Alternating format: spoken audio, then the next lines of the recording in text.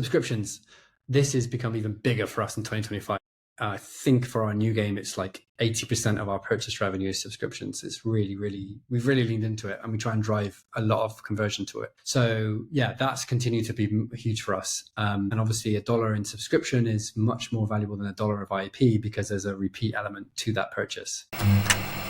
It's 4 a.m. and we're rolling the dice. Matei drops knowledge made of gold and ice. Felix with ads making those coins rise. Jack up designs, worlds chasing the sky. We're the 2.5 gamers, the midnight crew. Talking UA adverts and game design too. Matei, Felix, Shaka bringing the insight. We're rocking those vibes till the early daylight. Matei, UA, master eyes on the prize. Tracking data through the cyberspace skies. Felix stacks dollars like a wizard in disguise. Jacob's crafter realms lift us to the highs. 2.5 gamers talking smack. Slow hockey stick, got your back. Ads are beautiful, they light the way. Click it fast, don't delay.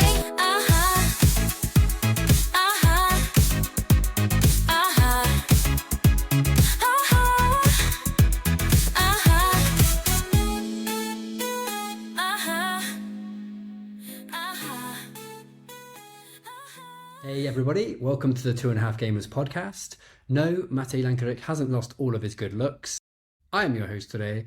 I am Paul West and I am the founder of Fumb Games. And today I'm going to be taking to a presentation that I presented a couple of months ago at a conference, which went down quite well because it was about how we managed to grow 10x in a troublesome market. So I run a game studio that makes idle games. We're about 23 people now, I think. And yeah, we managed to have a great year last year, and we did specific things that helped to accelerate that growth and continues to accelerate the growth in 2025. So I thought I wanted to share some of this with the community, and Matej gave me a great opportunity to do so. So feel free to strap in, take the best, leave the rest. Hopefully something's useful for you, and I won't waste your time. I'll jump straight in. Okay, so how to 10x in a down market. Aware it's a very arrogant title. I didn't choose it. The conference that I spoke at chose it for me. But to be fair, it did draw people into the room. So maybe it is a good title. Hi there, I'm Paul. As I said, I'm the founder of Fumb Games. The Fumb Games consists of some incredibly talented people covering every department. We produce the games in-house ourselves. We launch them, we publish them, we live ops them. And this is all possible thanks to the incredible team that we have. We are probably best known for our game called Bitcoin Miner, which we launched actually back in 2017, but really came into the focus and got a lot of attention in the last couple of years in terms of growth. And I'll show you some of those numbers in a sec. 250,000 followers on socials, mostly in Discord, which is really helpful, but a bit of a vanity metric. 15 million downloads as a studio. But here's the real number. So we did $10 million in revenue last year in 2024 for the first time ever. And that was quite a significant growth for us as a small studio. So as you can see, I actually founded the company in 2016. And we slowly have done things, little bits, made some okay games. I think in 2019, The Spike was the first merge game on the App Store which we produced. So that was quite a new idea. And yeah, 2024, we basically did just under $1 million 2023, we just did under $1 million in revenue. Fast forward with 2024 included, this is the gear shift change that we saw, obviously breaking the $10 million mark.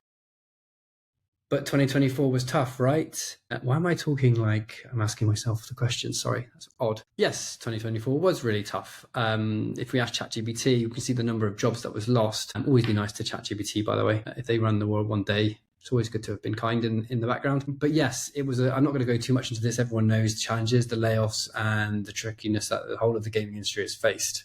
So I will skip over this. But the real question is, how do we manage to 10x when there were these cost of living crises and difficulties within the market? Well, at the start of 2020, it was a challenging time.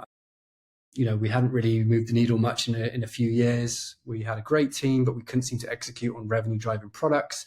So we did lots of work internally to see what was changing, what we needed to change to see some growth. And what we found was, we were spending most of our time on things that weren't driving revenue. So Bitcoin Miner was over 80% of our revenue in 2023, but it was way underrepresented in terms of our resource and focus. In fact, we were spending the majority of our time on a new game that was completely unproven and was very risky. Everyone loved the new game, so it was kind of why we were so tied to it for so long, but it wasn't necessarily going to be driving us to results. This paired with one of my favorite quotes, bear with me, I know I've just put a billionaire on the screen, but I really like Bezos's quote, which is, well, someone approached him and said, people always ask him, what is going to change in the next 10 years? And his feedback is, well, what's not going to change in the next 10 years? If we can optimize our business to things that aren't going to change, we'll have a much stronger chance of success. So we did that. We looked internally and decided on these are the core pillars that we're going to focus on because we think they are future proofs. The first one is free cash. Everybody likes free cash, especially in a challenging market, cost of living crisis, those kind of things.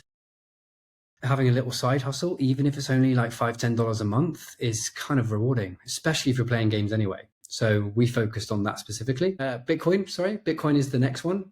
We choose Bitcoin because it's the only way we can do micro payments to users. So we can pay someone instantly, within seconds, a fraction of a cent and not have any fees for doing so. That is very innovative and an incredible use of blockchain. So yeah, that's why we use Bitcoin. Also, Bitcoin has a magical charm to it. It can alienate people or it can really get people excited. I think some people know Bitcoin for being risky or scary or intimidating. There's a lot of people who see it as like this magic internet currency that just keeps going up in value. And if I have some, I'll be rich one day. Bitcoin has this kind of unique pull and power that's quite useful on marketing. And mobile, don't need to justify this to everyone. I think, mobile is very well established as a huge platform. Even if it just maintains its current status, it's still going to be a huge distribution platform for us in the next decade.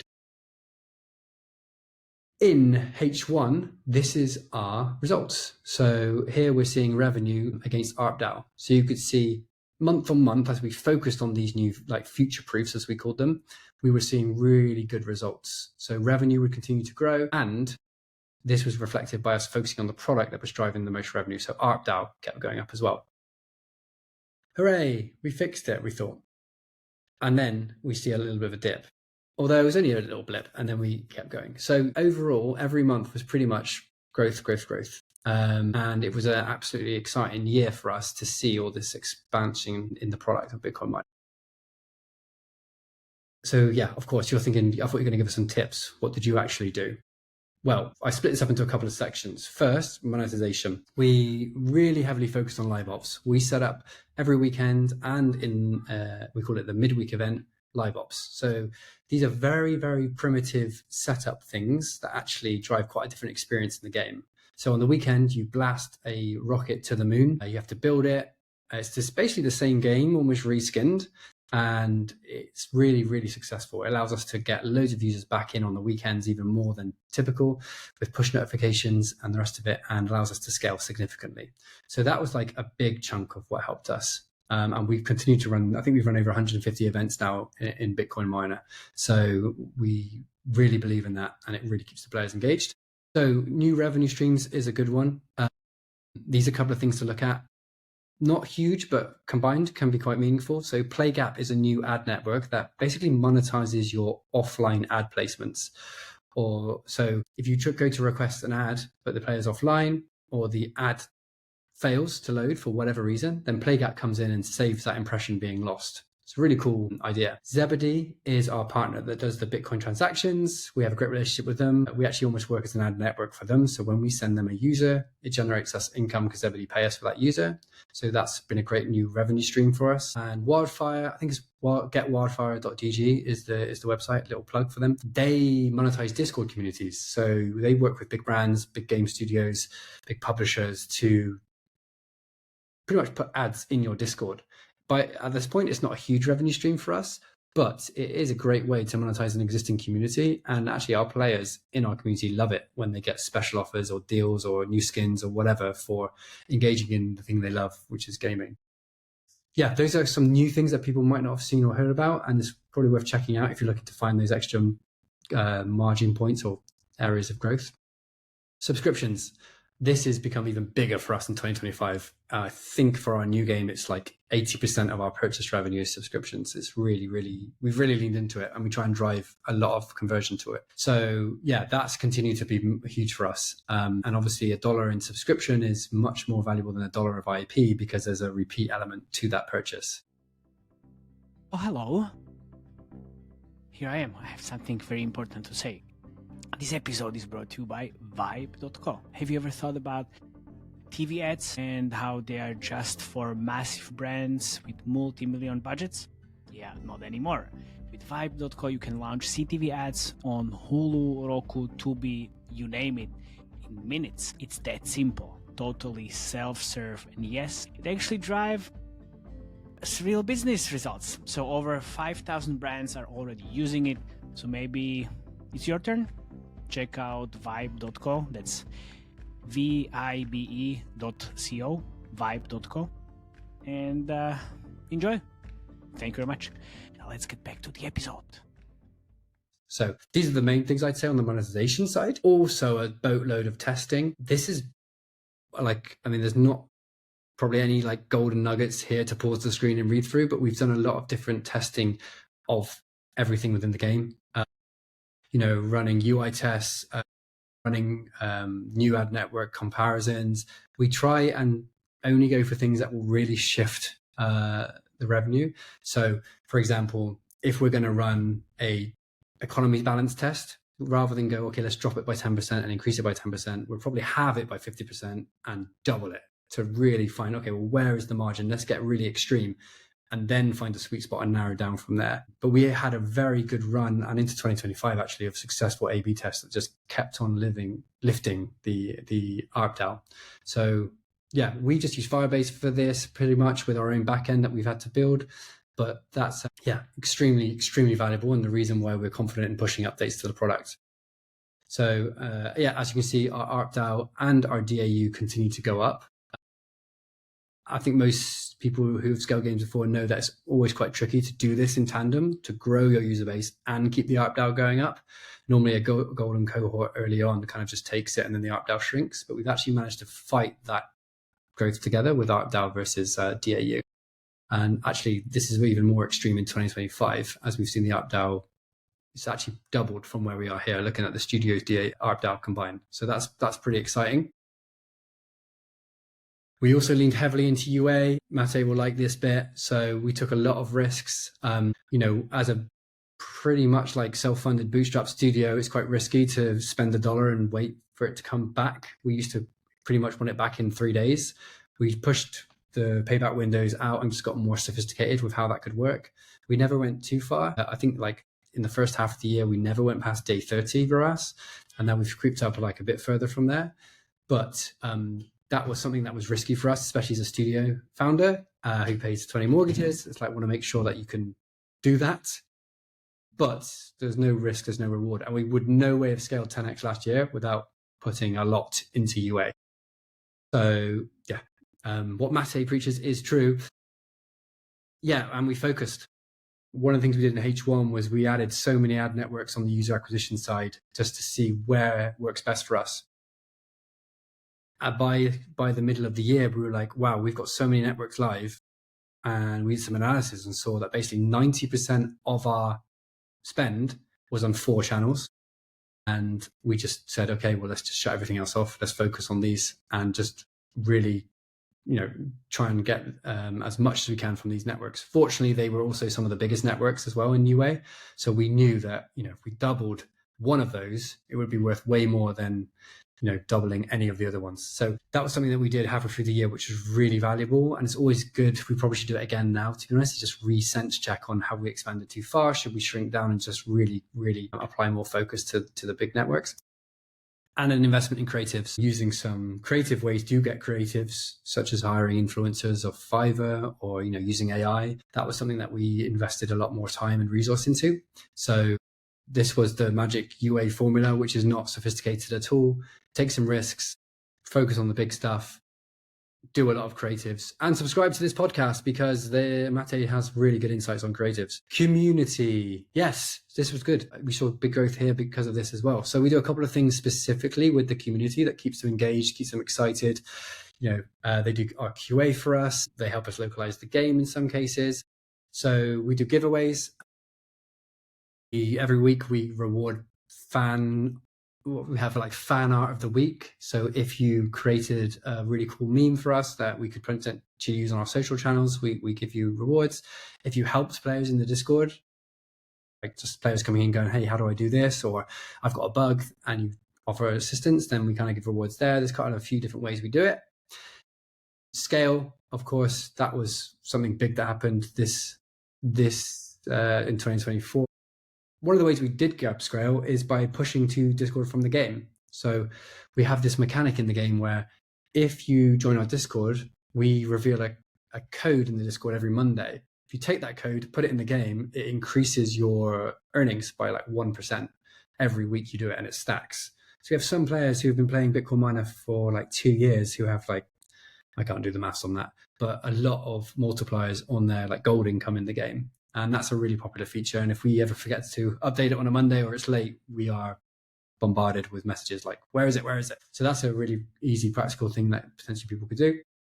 And we launched Reddit in 2024 as well, in terms of just having a community on there. The organics coming in from Reddit are very good quality. So I would consider having a look at that if you're not doing that already. However, we were missing target in 2024. We set a 10 million target in 2024. It was a bit crazy at the start of the year, as you could have already imagined, to 10x. But as it was going throughout the year, the team and the leads were like, this could actually happen. But when we forecast what was going to happen, we were going to miss it. So we needed something quite special to happen. Yeah, we were sad for a bit because we thought we were going to miss target. But then we did some really nice, this is I guess a little plug for Magic. We did a little bit of analysis on the market of like, where in idle is there plans for expansion? And we realized like mining and Bitcoin is just too strong to ignore. So we went through that category and we saw that mining still has a very strong attraction from the marketing perspective, from the ARPDAU, from the LTV on that theme. So we decided to rebrand our Magic Market game that I talked about earlier to be something called Idle Mine, where you're actually controlling these miners in a mine, mining Bitcoin. So taking the Bitcoin miner concept even deeper, making it 3D, making it a much higher fidelity game. And that launched in October, we started to push it. And this game went from $0 to $1 million in 60 days. And we've never had that before. And actually now it is our biggest game. It's overtaken Bitcoin Miner in 2025 and the Magic theme. So this was, a stroke of luck, but also some great focus from the team to pull this off. And, from honestly a weekend project of reskinning the game, we suddenly found the missing revenue that we needed to hit our target, which was amazing. So yeah, we were back on track and on towards the target. And that's actually what happened in 2024, which was very lucky for us. So how did our 2024 actually look? Yeah, 10 million. We hit the number. And this is the breakdown. So of our revenue, we focused entirely pretty much on Bitcoin Miner. That 15% was the prototype, which is Idle Mine at the end of the year. So we just looked at our future proofs, as I said earlier, the free cash, the Bitcoin, and the mobile platform. Obviously, we're not going to start developing suddenly for PC or console as a mobile trained team, but we just really focused on those three. And that helped us hit those numbers in 2024. Well, I forecasted what would happen in 2025, but I can tell you a bit more about this as we've gone through it. We're still focusing on these three, absolutely. We have some new games coming that lean outside of Bitcoin specifically. So can we do this concept in a more casual market? And that's something we're working on right now, which is showing some promising results in our first stages. And that's basically it. The kind of top line tips are like focus on what you can control. Obviously, that's a real key, but controlling your controllables is key. You can't control the market. You can't control what's going to happen with, whether VCs are suddenly going to want to be investing again. You can't control what game is going to do or what Fortnite does. So just keep it within your own control. Just have a check in on what you think is your future proofs. That's something that I would really recommend doing. That is pretty much the reason that helped turn us around into a growth studio.